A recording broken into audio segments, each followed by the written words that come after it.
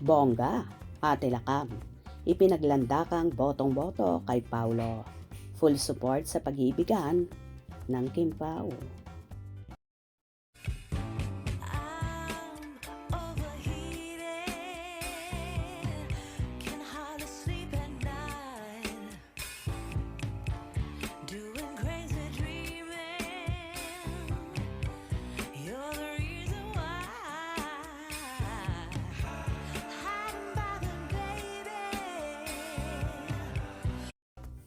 Kasalukuyan ngang nasa Los Angeles, California, ang mga bida ng movie na My Love Will Make You Disappear na sina Kim Chiu at Paolo Avellino, kung saan nagkaroon sila ng meet and greet with a question and answer para sa mga fans na excited na sa Kim Pao movie.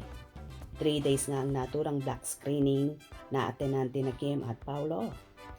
2 days na ang pakilig at paayudang naibigay ng Kim Pao sa ating mga kababayan at 1 day left na lang at balik Pinas na ulit ang napapabalitang magkasintahan.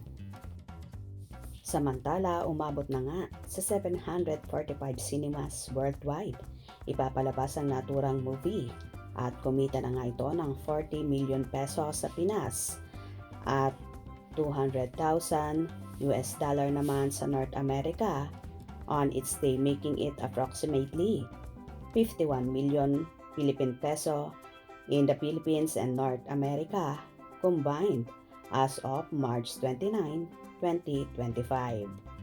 Tuloy-tuloy naman ang ibang black screening na nagaganap sa Pilipinas at sa iba't ibang bansa. By the way, na-corner nga ng press people si Ate Lakam Chu, ang nakatatandang kapatid ni Kimi, at natanong kung boto daw ito sa napapabalitang jowa na ni Kim at katandem ngayon na si Paolo Avellino. Ayon sa nagtanong kay Ate Lakam, boto ka ba if ever? Lang naman, hindi naman sinasabing sila na, pero if ever lang, nakilala mo naman na si Paolo kahit papaano. At yes, oo naman, ang naging kasagutan ni Ate Lakam. Mabait siya. Very. Super tahimik. Nonchalant nga. Sundot ulit ng nag-ask. Ando na nga ako sa tanong, if ever bang boto ka naman kay Paolo? Syempre, oo naman. Me as ate, parang I don't wanna na maging protective ka kasi we have our own lives. Ang akin, kung saang masaya, and I know she's happy. Happy na rin kami. Nasabi ba ni Kim kung gaano siya kasaya ngayon? Sundot ulit na tanong kay Ate Lakam. Hindi na kailangan magsalita. Makikita mo talaga. Ramdam mo. Alam mo yung parang happy ako. Inspire siya palagi. Ang sagot naman ni Ate Lakam. Ba, if ever lang naman, hindi naman sinasabing sila na, pero if ever lang, nakilala mo naman si Paolo kahit papaano. Napaka-ano naman niya, di ba? Mabait naman siya.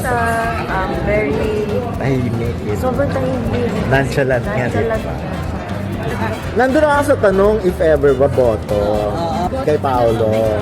O syempre, oo naman. Me as ate. Yes. Parang I don't want naman na parang maging protective ka. Kasi we have our own lives. Then, kung saan siya masaya, and I know she's happy, happy na rin kami. Yes. Sabi ba ni Kim kung gaano siya kasaya ngayon? Hindi na kailangan sabihin. Makikita mo talaga sa Yeah. mata niya, Very sa happy. way. talaga. Ramdam na. Alam mo yung parang, oh, happy ako. Hindi naman ganyan. Inspired siya lagi. Inspired, Lagi yes. na saya. So ayun na nga guys ha, talagang tahasang inamin ni Ate Lakam na boto siya kay Paolo para sa kapatid at nakikita naman talaga sa orahan ni Kimi na so happy siya sa buhay pag-ibig niya ngayon. Kay Paolo at ramdam na ramdam ito na Ate Lakam kaya hindi siya natatakot at nagiging protective sa nakababatang kapatid. Dama din naman ng nakatatandang kapatid ni Chinita Princess na hinding-hindi siya pababayaan ni Paolo na palaging nakaalalay, nagmamahal at nagpapasaya sa aktres. Kaya sa mga gumagawa ng fake news na di daw boto si Ate Lakam at pamilya ni Kim kay Paolo, ayan na po ang ebidensya at kitang-kita na sa mga naging pahayag nila Kambini Chu. Gets nyo ba? Hope you enjoyed. Please subscribe for more info.